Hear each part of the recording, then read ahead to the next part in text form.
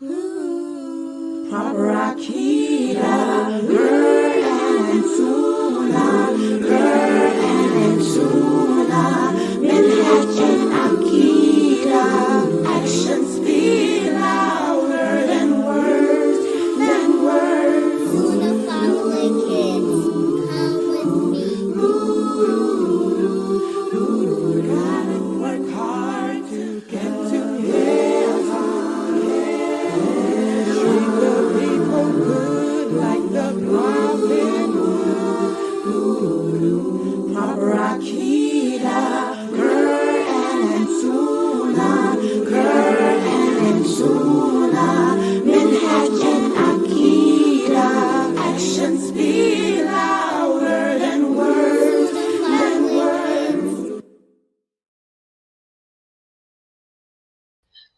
In alhamdulillah, wa salat wa salam ala wa rasulullah. I'd like to welcome everybody to our Sunnahfollowers youth and new Shahada program. And this is the program that we have every Sunday for our Muslim youth and also for the new Shahadas. And we are using two books for this class. We're using the book written by Dr. Karim Avbuzaid entitled My First Jews Amma, My First Jews Amma, and also the book written by Sheikh Muhammad Said Adly entitled He Was. And both of these books can be purchased off of Amazon. Sheikh Muhammad Said Adly's book is less than $10, and it speaks about the character. These are all hadiths taken from the authentic sources such as Bukhari and Muslim that describe the character of the Prophet Muhammad sallallahu alaihi wasallam, to not only give you insight as to how great a person our Prophet Muhammad sallallahu alaihi wasallam was, so you can emulate his behavior, but also it helps you to learn about him too. And also Jews, My First Jews Amma, this is based on the last 33 chapters of the Quran. It summarizes the meaning behind the last last 33 chapters of the Quran that Dr. Karim Avbuzaid put together. And that book is written for the kids, really. But my new Shahadas, they enjoy that book as well because it's simplified so that they too can get a better meaning and a better understanding of those chapters of the Quran. And those last 33 chapters of the Quran focus on the hereafter. So they are great for building your faith. They're great for building your relationship with Allah. So that's why I teach that book for the new Shahadas, because when you convert to Islam, it's all about developing your faith, planting the seed of Tawheed within your heart. And those chapters of the Quran help with that, because you have to learn how to not only believe in Allah, but also you have to learn to fear his punishment, because by fearing his punishment, that will help to keep you in obedience to his commands. So with that said, let's get started. And I am streaming simultaneously on most of the major platforms. I am streaming live and simultaneously on YouTube, on Facebook, on Twitter, on LinkedIn, on Instagram, on Rumble, on Twitch, on Kick. So you should be able to see me on most of the major social media platforms. But if you are watching me on some other platform that's not connected with those, please open up a tab to YouTube on your cell phone or your iPad or whatever you're using, and go to my channel Sunnahfollowers, and click on the live stream. That way you'll be able to see the PowerPoint that I am getting ready to post up right now, so that way you can follow along with the verses of the Quran and the hadiths that I'm getting ready to display in PowerPoint form, so you can benefit from my teachings. And if you are new to my classes, You know, this is El Quran wa Sunnah Islamic School of Learning. We are an online Islamic university. We've been around since 1987. We are a nonprofit organization. All of our teachings are based on the Quran and the authentic Sunnah, and with the understanding of those original companions. Okay, and everything that we teach here is based on the Quran and the Hadiths with the understanding of those original companions, period, dot. We do not follow a method or any other minhaj other than the minhaj of the Prophet sallallahu alaihi wasallam and those original companions, the originals. Okay, and so I'm going to open up my PowerPoint now so you can see, and let's get started. Okay, let me share the screen. I got a lot of new shahadas in here. Okay. Okay, and these are the two books that we're using for this class. My First Juz Amma, written by Dr. Karim Avbuzaid, and there's a picture of Dr. Karim Avbuzaid at the top here. That top person, that's Dr. Karim. And then the other book is He Was. That's written by Sheikh Muhammad Saeed Adly. And there's a picture of Sheikh Muhammad Saeed Adly at the bottom. Both of these books can be purchased at Amazon, and that's how the books look. And those are the places I'm streaming on: YouTube, Rumble, Facebook, Twitch, X, Kick, LinkedIn, Vigo, and also Instagram. So you should be able to see me on any of those platforms. If you on Vigo, make sure you open up a tab to YouTube. And my live stream is Sunnahfollowers. That's my channel. Okay, so let's get started. That's a picture of me, yours truly, Laila Nasheeba, Ustadah. That means teacher. Okay, I am an Islamic educator. I've been teaching Islam for over 50 years. Do not allow the looks to deceive you. I am older than Dr. Karim Avbuzaid. I'm not as old as Sheikh Muhammad Saeed Adly, but I was married to him. Oh, yeah. The one at the bottom, that's my ex. The one at the top, he's my brother in faith. Yes, and I'm older than him. I'm his big sister. Yeah, oh yeah. Don't let the looks deceive you. All right. Okay. All right, let's get started.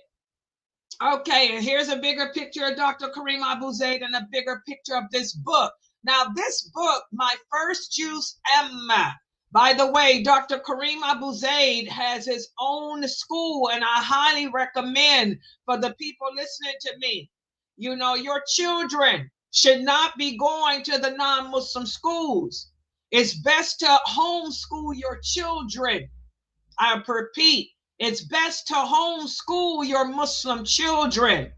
And Dr. Karim Avbuzaid has an online homeschool program. It's called safausa.org. safausa.org. Write that down. safausa.org. Okay. If you have kids ages preschool through 12th grade, check out safausa.org and homeschool your Muslim kids. Okay? It's a reputable school anywhere in the USA, anywhere in the country, in the world, to be honest. Okay, and this is one of the books he teaches up to the third graders. But like I said, it's so beautifully written that my new Shahada adults love this book. So even if you are an adult, my new Shahadas, I'm teaching it to my new Shahada adults because it's so simplified. The way he explains the meaning of those 33 chapters, last 33 chapters of the Quran that my adults love. The new Shahada adults love learning from this book, even though it's written for third graders. up to third grade. And we're going to go over my favorite of these chapters, Al Ghashiyah. Al Ghashiyah. This is one of the most beautiful chapters of the Quran to hear recited in the proper tajweed, because it puts that fear. When you hear, you can hear the thundering. Al Ghashiyah. Al Ghashiyah. When you hear it recited in the proper tajweed, you can hear the thundering of it. It speaks about the day of judgment. And this book can be purchased on Amazon for only $14, I think. So please, guys, go to Amazon.com and purchase this book. It's not only good for your kids, but good for you as an adult, because it's written on the third grade level. But it'll help you to better understand too. And let's review this chapter of the Quran, okay? Now, this chapter of the Quran reminds us of the day of judgment. And this chapter of the Quran begins with a question. The question, which means, have you heard about the overwhelming day? And one of the things that I tell all my students, my adult old students, and my young students, always keep a Webster's dictionary handy. Everyone should purchase a Webster's pocket dictionary. When you read the Quran in Arabic, go back and read it in the transliteration of the meaning. And for most of you here, you speak English. So I want you to go back and read it in the English transliteration of the meaning, and keep an English Webster. And I say Webster because that's American English. And most of you listening to me are American speaking English people. American English is the most simplified version of English. And look up the meaning of these words that are larger than 4 letters, like overwhelming. Overwhelming is a word that we don't hear much in the hip hop culture. And America has become a hip hop culture way of speaking. Whether you're black, white, Arabic, Bosnian, everyone speaks hip hop here in America now, because the hip hop culture has taken over this language. So look up the meaning of overwhelming. Overwhelming is something that is so shocking, so surprising, that it kind of terrifies you. It moves you to a point of almost fear. Okay? So Allah is saying in this chapter, he opens it up with this question: have you heard about this overwhelming day? So this chapter of the Quran tells us about people, a day that is so overwhelming that people who didn't believe in Allah, people who lived their life here on earth, enjoying the good things here, giving into their desires, and instead of doing good things here, they live their life enjoying the life of this world, who didn't do good deeds. On the day of judgment, their faces will become sad.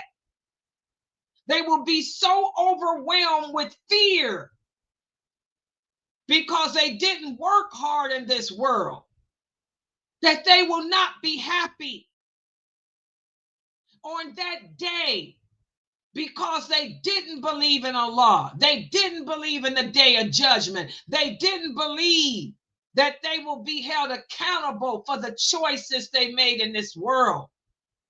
They will be given a hot yucky food and drink to eat that don't help their hunger. It won't help their thirst. So this chapter of the Quran serves as a big warning to remind all of us who are living now to never forget that this life in this world is temporary. This life in this world is a delusion. This life in this world is transient. And we should always remember that the choices we make will determine what we will reap in the end. And it's all about fulfilling the purpose that we were created to fulfill in this world, which is to please Allah, not to please man, not to please ourselves, not to give in to our desires. Also, this chapter of the Quran tells us that there will also be happy faces on that day. But the happy faces will belong to the people who did believe in Allah, the people who did know that this world was temporary and transient. For those people who did live their lives in this world doing good deeds, remembering Allah, who did make good choices, they will be rewarded. They will be rewarded with beautiful gardens. They will have carpets and beautiful thrones and cushions. They will be served good food and good drinks. They will be super happy. They will finally receive the peace that they never found in this world. Why? Because they believed in Allah. They followed his guidance. They chose him over their desires and over man when they lived in this world. So in this chapter, Allah tells us to look at the amazing things around us, to enjoy the good things here, but to not become lost in the good things here. Remember, everything that glitters is not gold, guys. And remember that there is no power and there is no might other than Allah's.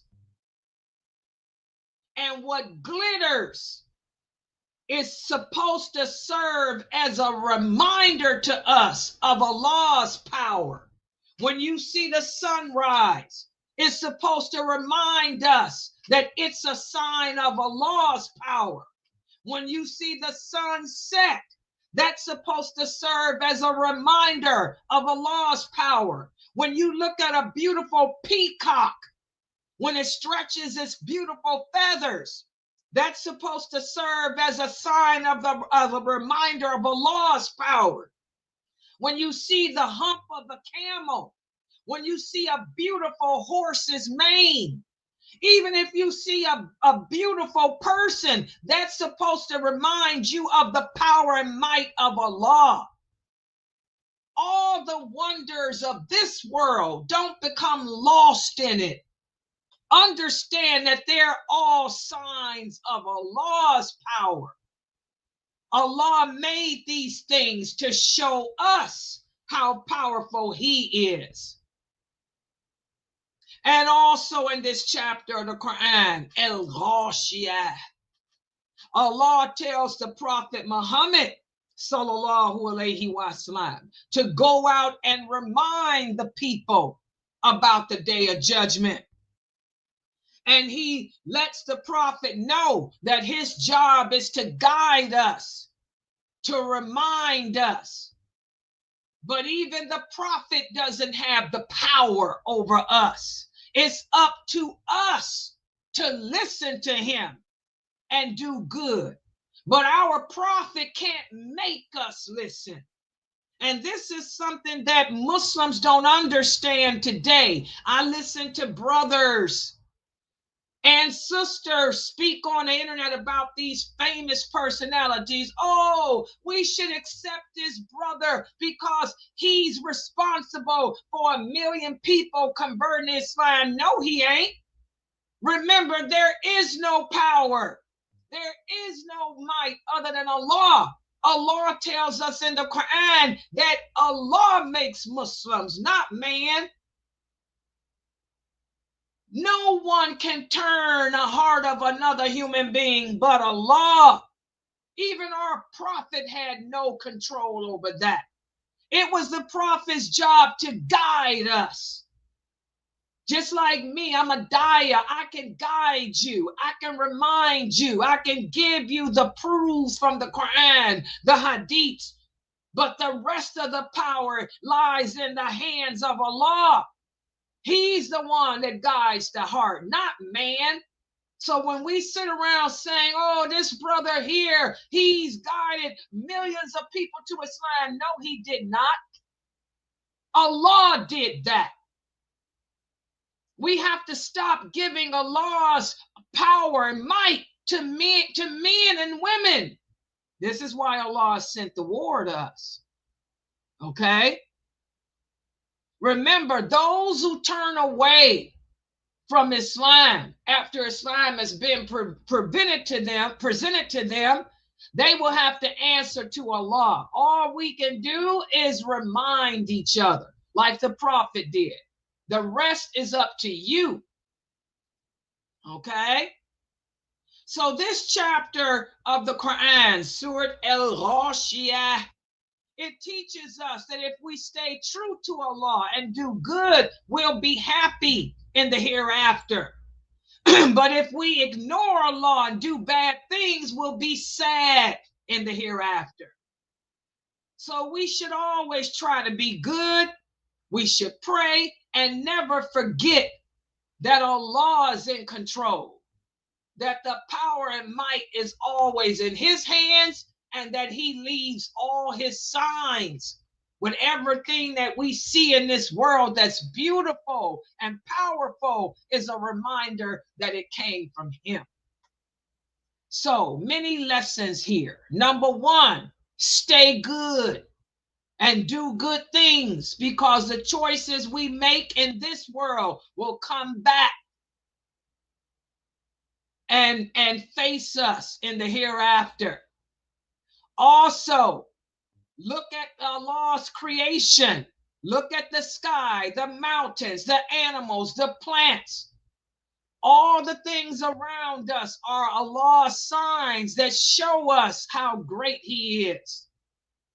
And always listen to the reminders that the Prophet Muhammad sallallahu alaihi wasallam left for us. Okay? Because these reminders, that's the advice that we need to fall back on to help keep us upon the firm path. So now let's look at this quiz. I'm going to give you guys a brief quiz to see how well you understood this brief summarization of Al Ghashiyah. Al Ghashiyah, one of the most powerful chapters of the Quran, because it's a reminder of that overwhelming day when our choices come back to haunt us. First question.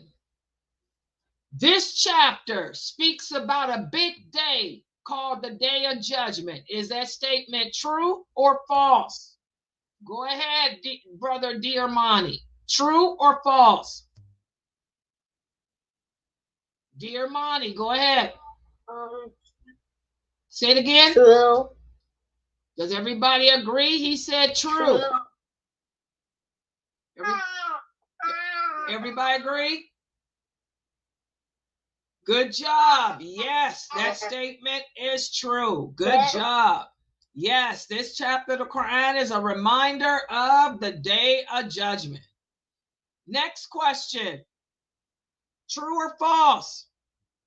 The happy faces on that day are those who did not believe in Allah. True or false? Brother Corday. Brother Corday, true or false? Does everybody agree? Yes. Good job. False. Yes. Good. False. Good job. The happy faces are not the people who didn't believe in Allah, but the people who did. Good job. Next question. Allah asks us to look at the camels and the mountains so we can see his power. Sister Anaya, is that true or false? Sister Anaya. True. Does everybody agree? Yes. Good job. This is true. Whenever you look at something beautiful, a flower or a pretty bird or a camel's humps or an insect or a bumblebee or a pretty scarf, it should serve as a sign of Allah's power, Allah's might. Good job. Next question. True or false? The Prophet sallallahu alaihi wasallam forced people to believe in Allah. True or false, Sister Tahira? False. You guys agree? She said, yes. Good job. False. Nobody can force anyone to believe in Allah. First of all, remember that we don't, as Muslims, we don't force Islam on anyone. It's against Islam to force our belief system on anyone. We don't force people to convert to Islam. What about this? True or false? You and I, we have the power to make people Muslim. True or false? We have the power to make people Muslim. True or false? Sister Layla's kids. True or false? You have the power. Say it again. False. Do you guys agree? Yeah. Good job. False. Yes. None of us have the power to make anybody a Muslim. I can't make nobody become Muslim, neither can you. Only Allah has that power. Next question. The sad people on the day of judgment will drink from a boiling spring in paradise. True or false?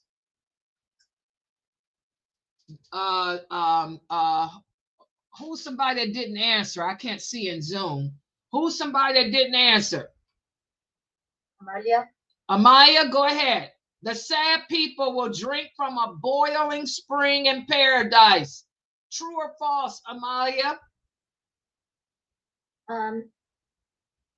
True. Okay, do you guys agree? False. Okay, why do you say it's false? For the person that said it's false, can you tell us why it's false? By the way, your answer is correct. This is false. Can you tell them why it's false? Spring in paradise. Say it again. Because boiling spring in paradise. Exactly, because there is no boiling spring of water in paradise. Where's the boiling spring at, guys?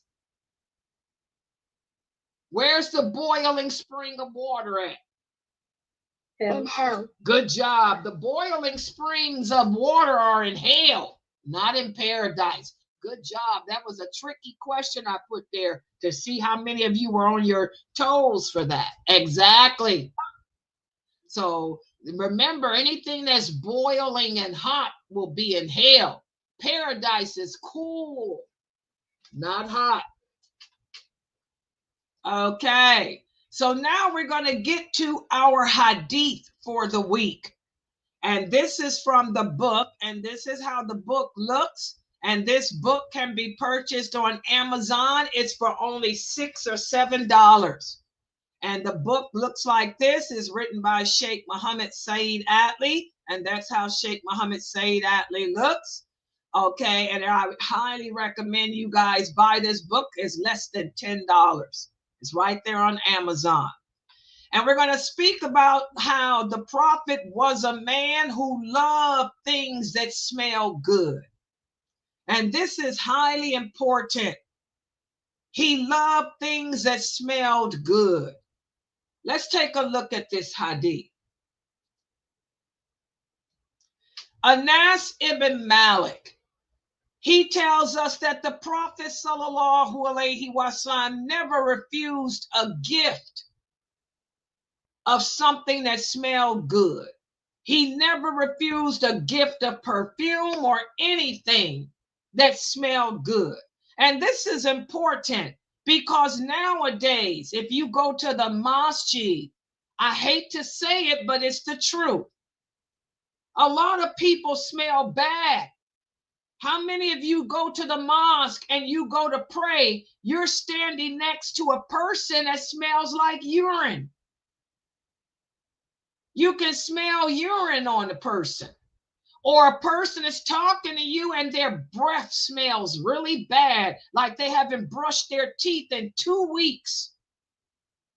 Or, a person gives you a hug and their hair stinks. You can smell the bad smell of their hair underneath their hijab. Or the person smells like they have no deodorant on. Or the person takes their shoes off and you can smell their bad feet. This is all bad hygiene. We have to remember cleanliness. Allah tells us in the Quran, there are 2 types of people whom he loves more than any other people. The person who keeps himself clean and the person who repents. Allah doesn't like bad smells. That's why the masjid is supposed to be clean. The masjid is supposed to smell good. The prophet used to keep incense and perfume in the mosque to keep the mosque smelling good. The Prophet sallallahu alaihi wasallam used to oil his hair every day. That's why dreadlocks are haram. A lot of you Muslims, you have no allegiance to Islam. Your allegiance is to pagan culture. A lot of you African Americans, instead of your allegiance being to Allah, to the Prophet, to the religion of Islam, your allegiance is to African culture, is to Jamaican culture, Jamaican Rastafarian. Rastafarians are kafirs. They're not Muslims. Rastafarians let their hair grow and knot up without combing it, without washing it, without cleansing it to scare away their enemies. That's what the word dread means. Fear locks, to fear them. Instead of your allegiance being to Islam, your allegiance is to some African pagan culture. So you let your hair knot up and look ugly like shaitans does.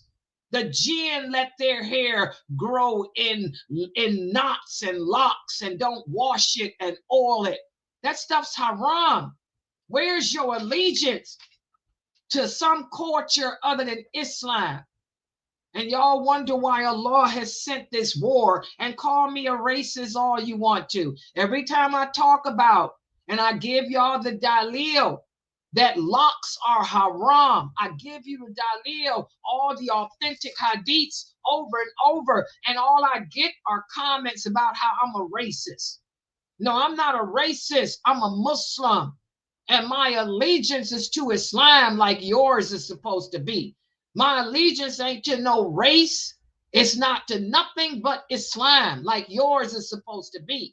I'm not tribal. I'm a Muslim like you're supposed to be. Allah loves cleanliness. Allah loves beauty. Allah hates tribalism. Allah hates racism. Allah hates paganry.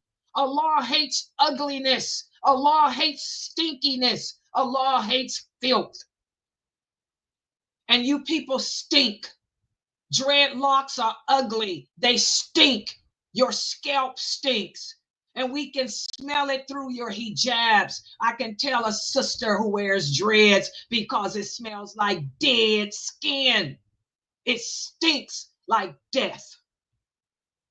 Not only is it ugly, but it stinks like death. Okay? You have to clean yourself. The prophet said anyone who has hair, when he saw a Bedouin come to the mosque with locks, locks ain't new. The Vikings wore locks. Rastafarians weren't the only ones that wore locks. The Arabs wore locks too if they were trifling. Trifling people wear locks. People that don't want to wash their hair and comb it and clean it, just let it grow nappy and knot up. A man came to the mosque with his hair knotted up. The prophet told him, go home and cut that stuff and clean it. When the man went home and cut it and cleaned it and washed it and oiled it, and he came back, the prophet said, now don't you look better? He said, the jinn walk around with their hair in knots like that. There's a tree that grows from the pit of hell. It's called the Zakum tree. The fruit from it is in knots like that. He said, anyone, what's the source of this hadith? Bukhari. He said, anyone who has hair should comb through it. That's the hadith. The fusha. The Arabic word means comb through it. You should be able to oil it and comb through it on a regular basis. Allah hates ugliness.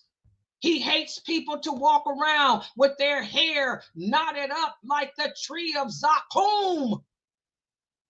That's how the jinn walk around. We're supposed to be the opposite of the jinn. Your culture is not the jinn. Your culture is not Rastafarian, the trifling Arabs, the trifling Vikings. Your culture is Islam, beauty, cleanliness. Muslims, get it together. Y'all wonder why Allah has sent this war to us. Whenever we deviate away from al-wala, wal-bara, that's part of the shahada.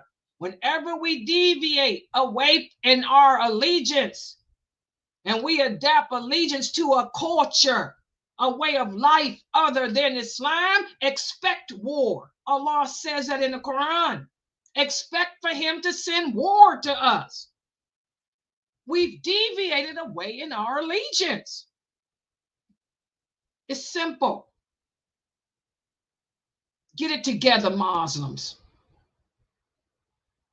The Prophet Muhammad never refused a gift of something that smelled good. If he were living today and saw how you Muslims walk around stinking with your hair knotted up like that man, that Bedouin that came to the mosque all the time, smelling like death because of your scalp. Half of you don't wear deodorant. Most of you don't take baths on a regular basis, and you got running water. Water ain't a commodity for most of you. You wear the same dirty clothes over and over again. Many of you have sexual relations with your wives and your husbands, and you don't take a ghusl, a proper ghusl.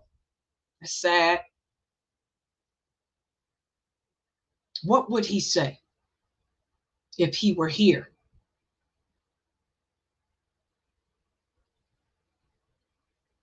Now, for Muslim women, you cannot put on perfume and go outside your house around men, because any woman that puts on perfume, deal with that, moderators.